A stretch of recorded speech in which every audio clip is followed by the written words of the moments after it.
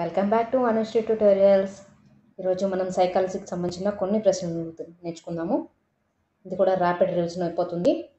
అందులో educational psychology ఈరోజు topic వచ్చేసి, వ్యక్తి ఆత్మ ప్రస్తావన సాధించాలంటే కార్ల్ రోజర్స్ ప్రకారం ఏ అంశం ముఖ్యమైంది? ఇక్కడున్న స్వయం పోషకం, స్వయం సమృద్ధి, స్వయం సంపూర్ణత ఇవన్నీ కూడా ఇంపార్టెంటే కాబట్టి 5 అనేది సరైన సమాధానం. భాషా సామర్థ్యం అనువంశికంగా సిద్ధిస్తుంది అని పేర్కొన్న శాస్త్రవేత్త ఎవరు అంటే చామ్స్కీ. కేస్ స్టడీలో భాగంగా ప్రధానంగా ఉపయోగించే పద్ధతి ఏంటి? దానికి సరైన సమాధానం వచ్చేసి కాలక్రమ పద్ధతి. ప్రయోగ పద్ధతిలో వేరు వయసు ఉండే శిశువులను ప్రయోజ్యులుగా ఎంపిక చేసుకొని అధ్యయనం చేసే అధ్యయనాన్ని ఏమంటారు అంటే దాన్ని కూడా కాలక్రమ పద్ధతి. శిశువు భాషా వికాసానికి ప్రధాన అవరోధం ఏంటి అంటే దానికి సరైన సమాధానం వచ్చేసి ద్విభాషా వాతావరణం.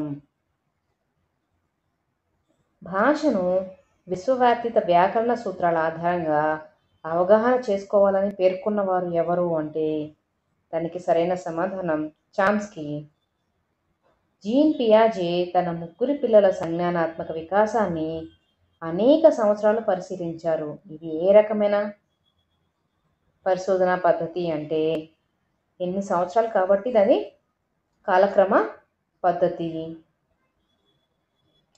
విద్యపై సాంఘిక ఆర్థిక స్థితి ప్రభావాన్ని కనుక్కోవడానికి జరిపే పరిశోధనలో స్వతంత్ర చరం ఏది అంటున్నారు? దానికి సరైన సమాధానం సాంఘిక ఆర్థిక స్థితి. కింది వాటిలో ప్రవర్తనా లక్షణాన్ని వర్ణించడంలో సరైన ప్రవచనం. సరైన సమాధానం గతిశీలకమైనది. ఒక తరగతిలోని విద్యార్థులను ఉపాధ్యాయుడు 3 సమూహాలుగా విభజించాడు. మొదటి వారికి ఇంటి పని చేసుకొస్తే బహుమతి లభిస్తుంది అని, రెండవ వారికి సమూహానికి ఇంటి పని ఇచ్చాడు కానీ దండన కూడా ఇచ్చాడు. మొదటి సమూహానికి బహుమతి, రెండవ సమూహానికి దండన, బహుమతి ప్రకటించలేదు. మూడో సమూహానికి దండన ఉన్నదని తెలిపాడు. ఇందులో నియంత్రిత సమూహం ఏది అంటే మనందరికి అర్థమైపోయి ఉంటుంది ఈ పాడికి రెండో సమూహం. ఎందుకు అంటే మొదటి సమూహానికి ఇంటి పని చేసుకువస్తే బహుమతి ఇస్తా ఉన్నారు. రెండవ సమూహానికి ఇంటి పని చేయకపోతే దండన విధిస్తాను, అలాగే బహుమతి లేదు అని చెప్పారు. మూడవ సమూహానికి ఏం చెప్పారు? ఇంటి పని చేసుకురాకపోయినా దండన లేదు అని చెప్పారు. కాబట్టి నియంత్రిత సమూహం ఏది అంటే రెండో సమూహం. ఎందుకంటే వాళ్ళు కంపల్సరీ చేయాలి లేదా పనిష్మెంట్ ఉంటుంది కాబట్టి. తర్వాత నవజాతి శిశువును అధ్యయనం చేయడానికి ఉపయోగపడని పద్ధతి ఏంటి అంటే అంతఃపరీక్షణ పద్ధతి. టీచర్తో ఒక విద్యార్థి నిన్నటి కంటే ఈరోజు పాఠం తనకు బాగా అర్థమైందని చెప్పాడు. దీనికి ఉపయోగించిన పద్ధతి ఏంటి అంటే దానికి అంతఃపరీక్షణ పద్ధతి. కాన్సన్ట్రేషన్గా వింటే క్లాస్ ఏ రోజైనా అర్థమవుతుంది కదా.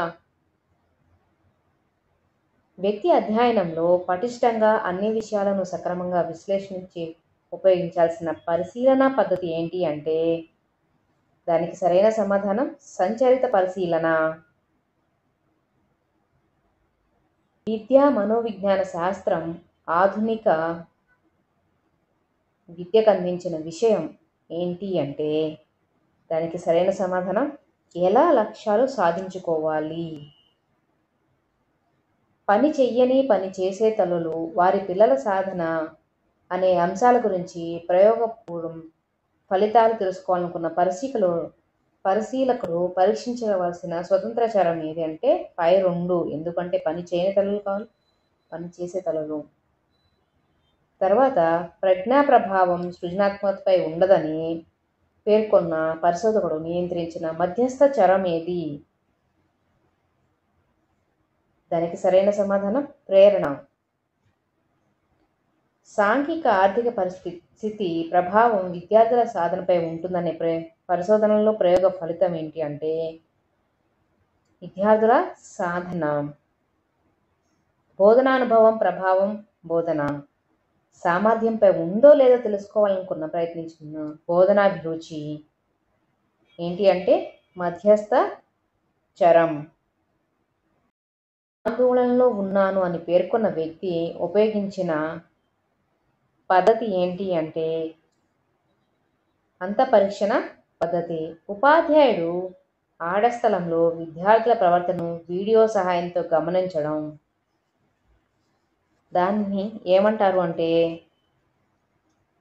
అసంచరిత పరిశీలన. అలాగే శైశవ దశలోని లక్షణాలను తెలుసుకోవడానికి తగని పద్ధతి అంతఃపరీక్షణ పద్ధతి. శైశవ దశకి ఇంకొక పేరు ఏంటంటే పారదంతాల దశ. వ్యక్తి అధ్యయన పద్ధతిలో సమస్యాత్మక విద్యార్థి కానిది ఏంటి అంటే దానికి సరైన సమాధానం సి సగటు ప్రజ్ఞ గల విద్యార్థి. గ్రామీణ పట్టణ ప్రాంతాల ప్రభావం వ్యక్తీకరణ నైపుణ్యాలపై ఉందో లేదో తెలుసుకునే పరిశోధనలో మధ్యస్థ చరం కానిది ఏంటి అంటున్నారు. దానికి సరైన సమాధానం వచ్చేసి విద్యార్థి వ్యక్తీకరణ నైపుణ్యాలు. ఒక ఉపాధ్యాయుడు తరగతిలోని విద్యార్థులను 2 సమూహాలుగా విభజించి ఒక సమూహాన్ని స్వతంత్ర చరం ప్రవేశపెట్టాడు, రెండవ సమూహానికి స్వతంత్ర చరం ప్రవేశపెట్టలేదు. అనంతరం ప్రయోగ ఫలితాలను విశ్లేషించాడు. ఇది ఏ రకమైన నమూనా?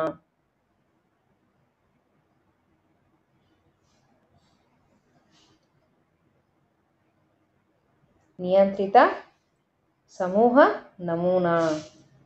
తరగతి గదిలో బోధిస్తూ ఉపాధ్యాయుడు విద్యార్థుల ఇంగితాలను గమనించడం అనేది ఏంటి అంటే సరైన సమాధానం సంచరిత పరిశీలన.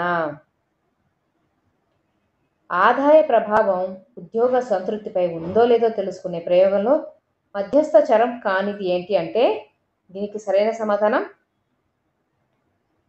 ఉద్యోగి సంతృప్తి. ఈగో ఇన్వాల్వ్మెంట్ వల్ల పరిశీలనలు ఏమవుతుంది అంటే వస్తు నిష్ఠత తగ్గి వ్యక్తి నిష్ఠత పెరుగుతుంది. ఏ పద్ధతిని ఎక్కువగా ఉపయోగిస్తారు? దానికి సరైన సమాధానం వచ్చేసి వ్యక్తి అధ్యయన పద్ధతి. రాజు అనే విద్యార్థి హారం ఎక్కువగా చేస్తున్నాడు. ఉపాధ్యాయుడిగా నీవు అనుసరించే పద్ధతి ఏంటి అంటే వ్యక్తి అధ్యయన పద్ధతి. ఒక పరిశోధకుడు ఎక్కువ ప్రజ్ఞ గల వారిలో నైతిక విలువలు ఎక్కువ, ప్రజ్ఞ తక్కువ గల వారిలో నైతిక విలువలు తక్కువ అని పేర్కొన్నాడు. అది ఏ పరిశోధన వల్ల ఆ ప్రజ్ఞ తెలిసిపోయింది అంటే దానికి సరైన సమాధానం పరతంత్ర చరాన్ని ప్రభావితం చేసే స్వతంత్ర చరం. మధ్యస్థ చర లక్షణం ఏంటి? దీనికి సరైన సమాధానం వచ్చేసి పరతంత్ర చరంపై ప్రభావాన్ని చూపుతుంది. అలాగే కింది వాటిలో స్వతంత్ర చరణకు సంబంధించి సరైన ప్రవచనం కానిది ఏంటి అంటున్నారు. దానికి సరైన సమాధానం వచ్చేసి ఇవి ప్రయాజ్యుల ప్రతిస్పందనలు.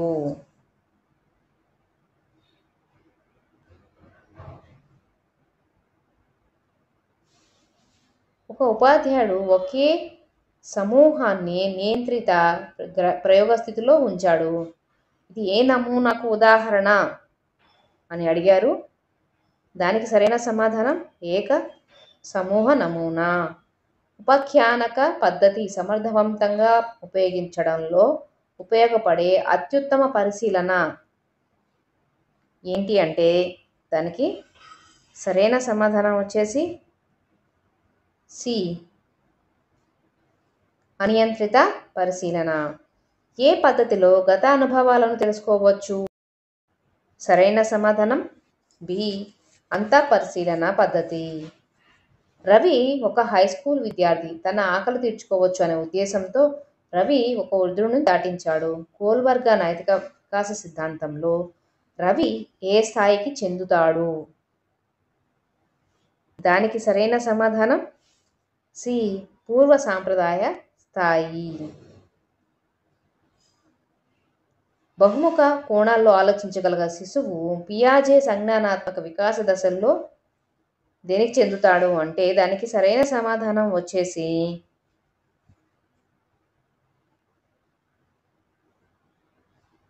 నియత ప్రచాలక దశ. తప్పు చేస్తే దేవుడు క్షమించడు, కావున మనం మంచి పనులే చేయాలి అని అంతర్గతంగా ప్రేరేపించిన పిల్లవాడు కోల్బర్గ్ నైతిక వికాస సిద్ధాంతంలో ఏ స్థాయికి చెందుతాడనేది మనందరికీ తెలుసు. ఇది పూర్వ సాంప్రదాయ స్థాయి. రీటాకు ఎన్ని పద్ధతుల్లో చెప్పినా కాలం, దూరం, బరువు అనే భావనలను నేర్చుకోలేకపోతుంది. అందుకని రీటా పియాజే సంజ్ఞానాత్మక వికాస సిద్ధాంతంలో ఏ దశకు చెందుతుంది? మీరు ఇది కామెంట్ రూపంలో ఆన్సర్ చేయండి. సరైన సమాధానం పూర్వ ప్రచాలక దశ. కింది ప్రవచనాల్లో సరికానిది ఏది? దానికి సరైన సమాధానం సమరూప కవలల వికాసం విభిన్నంగా ఉండదు. విక్రమ్ అనే పాఠశాల విద్యార్థి అమూర్త భావనల నుంచి మూర్త భావనలను పరిశీలించాడు. పియాజే సంజ్ఞానాత్మక వికాస సిద్ధాంతంలో ఏ దశకు చెందుతాడు? దానికి మీరు కామెంట్ రూపంలో ఆన్సర్ చేయండి.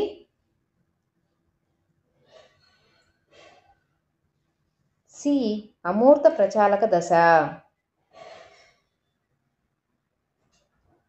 కింది వాటిలో ఖచ్చితంగా కొలవగలిగేది ఏంటి అంటే దానికి సరైన సమాధానం విద్యార్థి పెరుగుదల.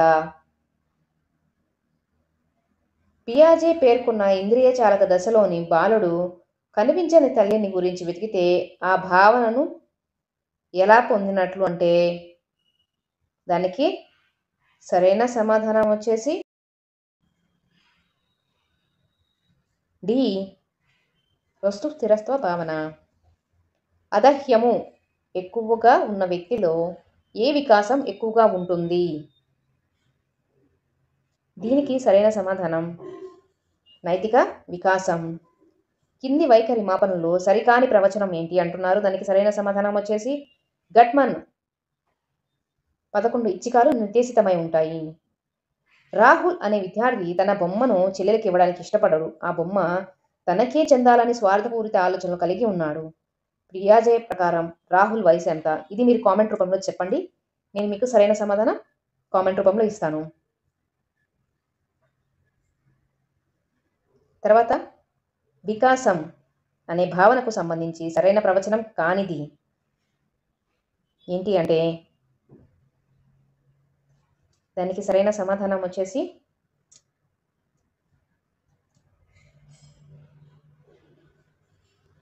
వికాసం అన్ని దశల్లో ఒకే విధంగా ఉంటుంది. ఉపాధ్యాయుడు ముందు లేఖనం, తర్వాత పఠనం, తర్వాత భాషణం, తర్వాత శ్రవణం అనే సూత్రాలను అనుసరించాడు. ఆ ఉపాధ్యాయుడు అనుసరించని వికాస నియమం ఏంటి అంటే